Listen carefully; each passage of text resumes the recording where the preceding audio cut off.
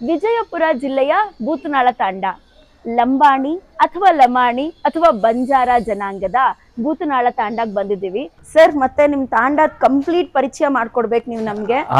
ನೀವು ಆಮೇಲೆ ತುಂಬಾ ಗೌರವ ಹೆಚ್ಚಾಗುತ್ತೆ ಸರ್, ಯಾಕಂದ್ರೆ ಎಂಥ ಫ್ಯಾಷನ್ ಬಂದಿದ್ರು ಇನ್ನ ದೇಸಿ ಪದ್ಧತಿನ ಉಳಿಸ್ಕೊಂಡು ಬಂದಿದ್ದೀರಲ್ಲ. ರಾಮ್ ರಾಮ್. ನಮಸ್ಕಾರ. ಅನಿಕೇತನ ಯೂಟ್ಯೂಬ್ ಚಾನೆಲ್ನ ಒಂದು ಹೊಸ ಪ್ರಯತ್ನಕ್ಕೆ ತಮ್ಮೆಲ್ಲರಿಗೂ ಆತ್ಮೀಯ ಸ್ವಾಗತ. ನಮ್ಮ ನಾಡಿನಲ್ಲಿ ಹಲವಾರು ಸಮುದಾಯಗಳಿವೆ. ಪ್ರತಿಯೊಂದು ಸಮುದಾಯಕ್ಕೂ ತನ್ನದೇ ಆದ ಇತಿಹಾಸವಿದೆ, ವಿಶಿಷ್ಟ ಸಂಸ್ಕೃತಿ ಮತ್ತು ಪರಂಪರೆ ಇದೆ.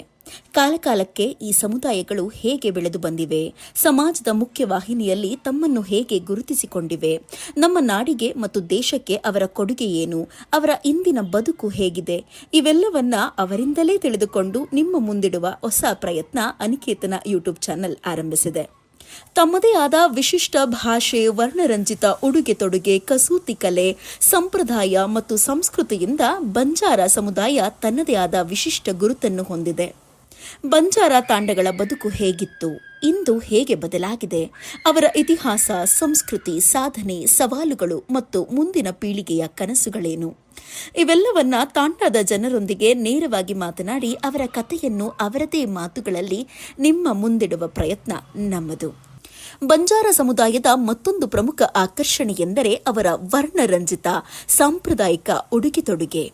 ವಿಶೇಷವಾಗಿ ಬಂಜಾರ ಮಹಿಳೆಯರ ಉಡುಪು ನೋಡಿದ ತಕ್ಷಣವೇ ಗಮನ ಸೆಳೆಯುವಷ್ಟು ಸುಂದರ ಮತ್ತು ಕಲಾತ್ಮಕವಾಗಿರುತ್ತದೆ. ಬಣ್ಣ ಬಣ್ಣದ ಬಟ್ಟೆಗಳ ಮೇಲೆ ಕೈಯಿಂದ ಮಾಡಿದ ಕಸೂತಿ, ಪುಟ್ಟ ಕನ್ನಡಿಗಳ ಅಲಂಕಾರ, ಮಣಿಗಳು, ನಾಣ್ಯಗಳು ಮತ್ತು ವಿವಿಧ ವಿನ್ಯಾಸಗಳು ಅವರ ಉಡುಪಿಗೆ ವಿಶಿಷ್ಟ ಮೆರುಗು ನೀಡುತ್ತವೆ. ಮಹಿಳೆಯರು ಸಾಂಪ್ರದಾಯಿಕವಾಗಿ ಅಲಂಕೃತವಾದ ಘಾಗ್ರಾ ಅಥವಾ ಘೇಟಿಯಾ, ಕಾಂಚಲಿ ಮತ್ತು ಓಢಣಿ ಧರಿಸುವುದರ ಜೊತೆಗೆ ಬೆಳ್ಳಿ ಆಭರಣಗಳು, ಬಳೆಗಳು, ಕಾಲ್ಗೆಜ್ಜೆಗಳು ಮತ್ತು ಇತರ ಸಾಂಪ್ರದಾಯಿಕ ಆಭರಣಗಳನ್ನು ಧರಿಸುತ್ತಾರೆ. ಈ ಉಡುಗೆ ಕೇವಲ ಸೌಂದರ್ಯದ ಸಂಕೇತವಲ್ಲ, ಅದು ಅವರ ಸಾಂಸ್ಕೃತಿಕ ಗುರುತು ಮತ್ತು ತಲೆಮಾರುಗಳಿಂದ ಬಂದ ಕಲಾ ಪರಂಪರೆಯ ಪ್ರತೀಕವಾಗಿದೆ.